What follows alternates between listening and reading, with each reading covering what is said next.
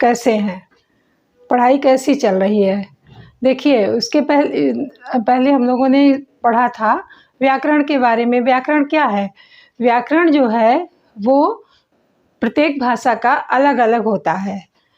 तो व्याकरण के माध्यम से हम शुद्ध पढ़ना, शुद्ध लिखना और शुद्ध बोलना सीखते हैं। व्याकरण किसी भाषा के शुद्धता की पहचान है। अब व्याकरण के साथ एक शब्द आया है भाषा। तो भाषा क्या है? भाषा जो है वो है हमारे विचारों के आदान प्रदान का माध्यम।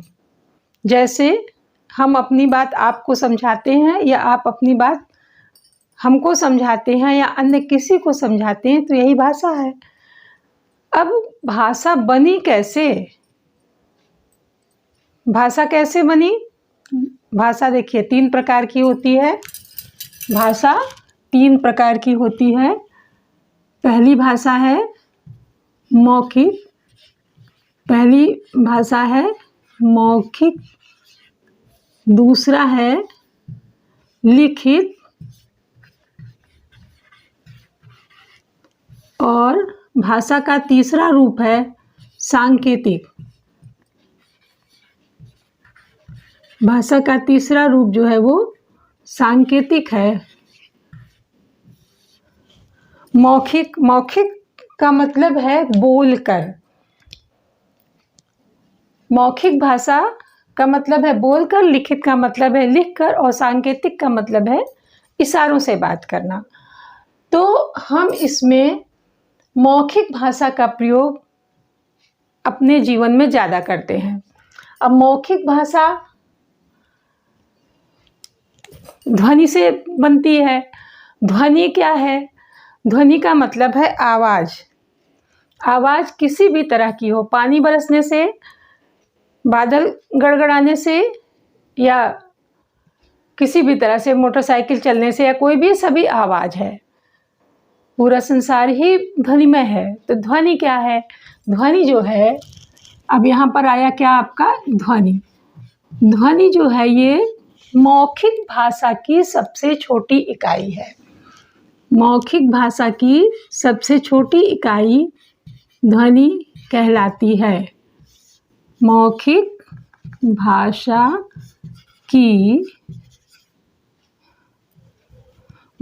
भाषा की सबसे छोटी इकाई ध्वनि कहलाती है। छोटी इकाई जो है वो क्या कहलाती है? ध्वनि।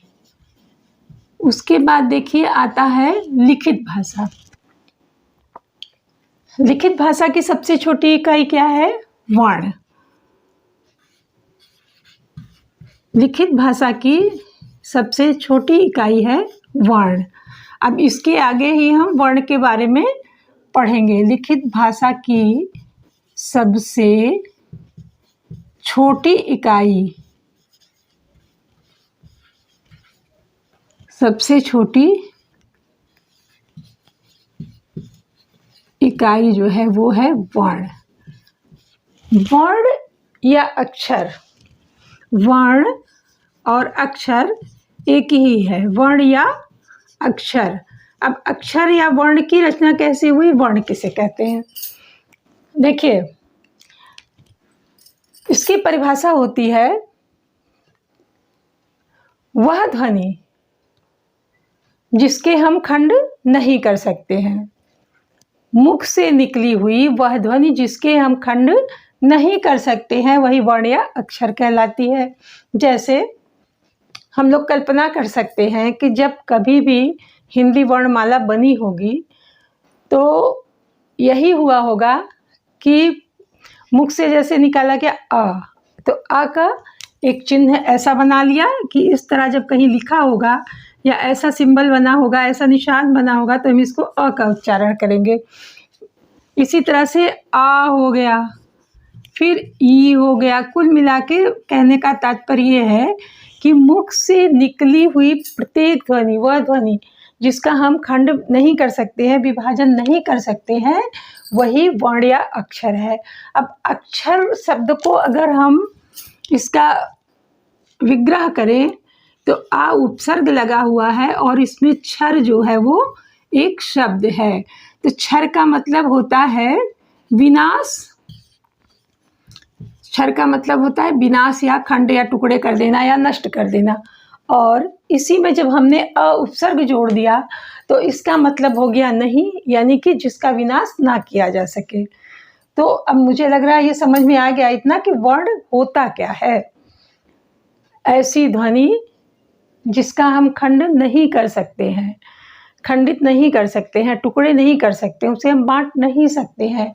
यानी कि वह ध्वनि जो मुख से प्राणवायु निकलती है उसे ही हम वर्ण या अक्षर कहते हैं।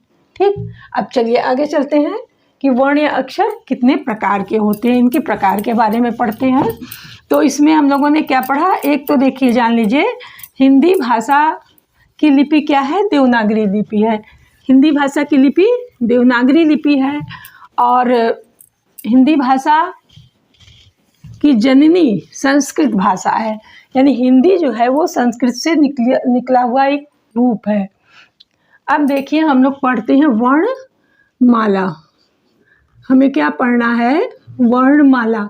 और यह आवश्यक क्यों है वर्णमाला, इसलिए आवश्यक है कि आपके जो भी पेपर होते हैं कंपटीशन के, उसमें हिंदी वर्णमाला से 7-8 नंबर के प्रश्न आते ही आते हैं। इसलिए इसको बहुत ध्यान से समझिए और जानिए। ऐसे तो बहुत लोगों को लगेगा कि हम तो अरे छोटे क्लास में हमने आ से ज्ञान तक पढ़ा है, वो तो हमें आता है, लेकिन ऐसा नहीं है। बहुत सी माइनर चीज़ें हैं जो आपको नहीं पता होंगी, उसको मैं समझाने का प्रयास कर रही हूँ। देखिए वर्ण, वर्ण अभी हमने बताया आपको कि मुख से निकली हुई वह ध्वनि जिसके हम खंड नहीं कर सकते हैं वह वर्ण कहलाती है।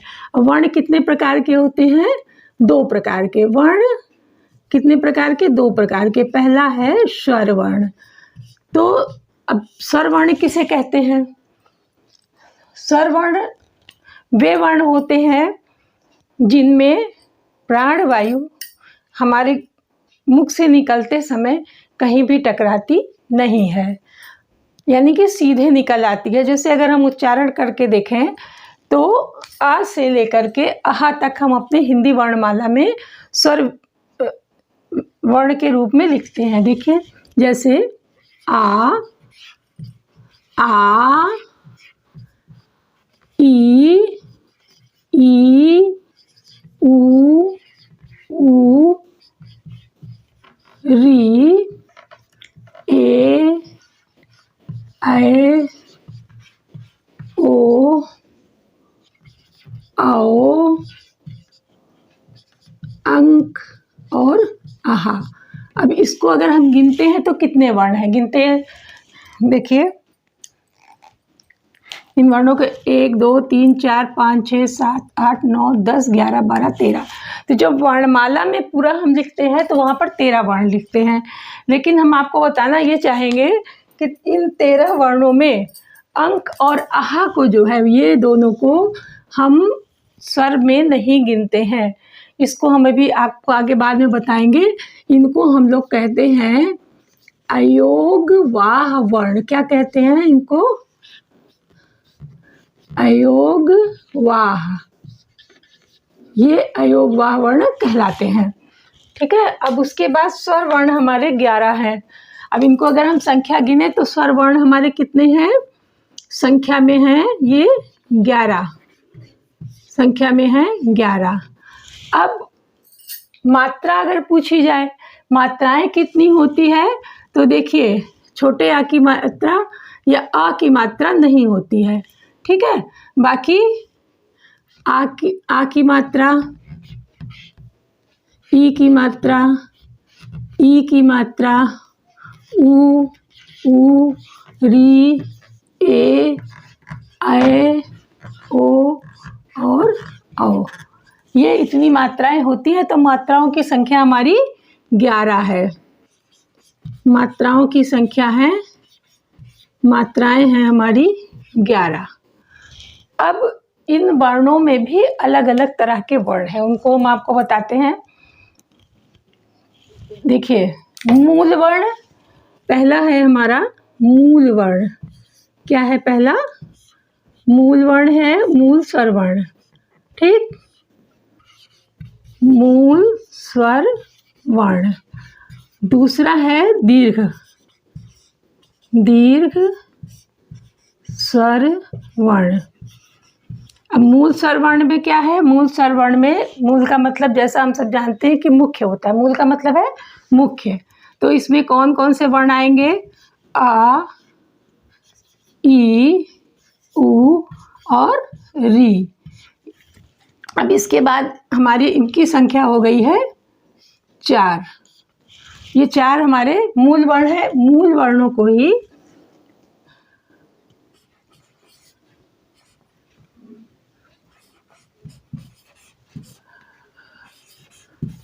रसवर्ण, मूल वर्ण और इन्हीं को एक मात्रिक वर्ण भी कहते हैं। एक मात्रिक वर्ण, इन्हीं वर्णों को एक मात्रिक वर्ण भी कहते हैं। उसके बाद दूसरा है दीर्घ स्वर। दीर्घ में कौन कौन से आते हैं इनको हम लोग देखते हैं। दीर्घ में आएगा, अब ये 4 निकल गए तो हमारे पास कितने बचे? अ बचा, आ, ई, उ, ए, ऐ, ओ और औ। अब ये हमारे वर्ण है 1 2 3 4 5 6 7। ये हमारे 7 वर्ण हैं। अब इनको हम देखते हैं। दीर्घ स्वर वर्ण 7 हो गए और मूल वर्ण हमारे 4 हो गए। अब इसमें देखें, इसको ही द्विमात्रिक वर्ण भी कहते हैं। द्विमात्रिक, इन वर्णों को द्विमात्रिक वर्ण भी कहते हैं। अब देखें कि एक मात्रिक और द्विमात्रिक में अंतर क्या है। एक मात्रिक इसलिए इन वर्णों को कहा गया है कि जब इनको हम बोलते हैं तो कम समय लगता है, लेकिन अगर दीर्घ वर्णों को बोलते हैं, दीर्घ स्वर वर्ण बोलते हैं, तो इसमें हमें एक मात्रिक वर्णों का लगभग दुगुना समय लगता है। इसलिए इसे जो है दीर्घ स्वर वर्ण कहते हैं। अब इसमें देखिए, ये 2 वर्णों के मेल से बने हुए वर्ण हैं। जैसे अ बना है हमारा आ प्लस आ बराबर हो गया आ। इसी तरह से ई प्लस ई बराबर हो गया ई, और उ प्लस उ बराबर हो गया उ। अब ये 3 तो इसको सजातीय दीर्घ वर्ण भी कहते हैं, क्योंकि अ मिलाकर ई मिलाकर और उ बनाकर, यानी कि एक जैसे वर्णों को मिलाकर बना है। और उसके बाद जो 4 वर्ण बचते हैं इनको विजातीय दीर्घ वर्ण भी कहते हैं। इसमें ये क्या है देखिए, आ प्लस ई बराबर ए, आ प्लस ए बराबर ऐ, आ प्लस उ बराबर ओ, और आ प्लस ओ बराबर औ। ये है इसके सूत्र। अब इसको एक चीज़ और समझ लीजिए बहुत अच्छी तरह से। जब हम संधि पढ़ेंगे तो हमको स्वर संधि में कोई दिक्कत नहीं आएगी, क्योंकि स्वर संधि का ही योग है ये। जैसे अ मिलाकर आ, ई मिलाकर ई और उ मिलाकर उ, ये स्वर संधि का एक इस तरह से उदाहरण है। मतलब ये मिलाकर अ ई मिलाकर ए हो जाता है। इसी तरह से जैसे रमेश, तो रमा प्लस ईसा रमेश, तो वहाँ पर आ और ई मिला करके एक ही मात्रा आ गई। इसी तरह से खैर चलिए इसको विस्तार में हम जब संधि पढ़ाएंगे तब पढ़ा देंगे, लेकिन इतना ये चीज़ दिमाग में रखिए, अगर इतना याद कर लेंगे तो संधि पढ़ना आपके लिए बहुत आसान हो जाएगा। बहुत अच्छी तरह से आप संधि को समझ लेंगे। अब इसके बाद हमारे पास बचते हैं 2 वर्ण, अयोगवाही वर्ण, जिनको हम कहते हैं अंग और आहा। तो अब इनको हम देखते हैं, अंग और आहा। अंग को कहते हैं अनुस्वार, अब इसको अनुस्वार क्यों कहते हैं? अनुस्वार। और दूसरा हमारा है विसर्ग, आहा, इसको कहते हैं विसर्ग। विसर्ग का प्रयोग व्यंजन के साथ होता है, जैसे हम लोग लिखते हैं प्रातः। अब जब जहाँ विसर्ग लगा होता है वहाँ पर उसका उच्चारण हा के रूप में होता है। इस और इन लोगों को इन वर्णों को अंक और आहा को अयोगवाही वर्ण क्यों कहा गया? क्योंकि न तो इनका उच्चारण पूर्णतः स्वर की तरह होता है और ना ही पूर्णतः व्यंजन की तरह होता है, इसलिए ये वर्ण अयोगवाही वर्ण कहलाते हैं। अंग अनुस्वार है और आहा विसर्ग है। चलिए अब आज के लिए बस इतना ही।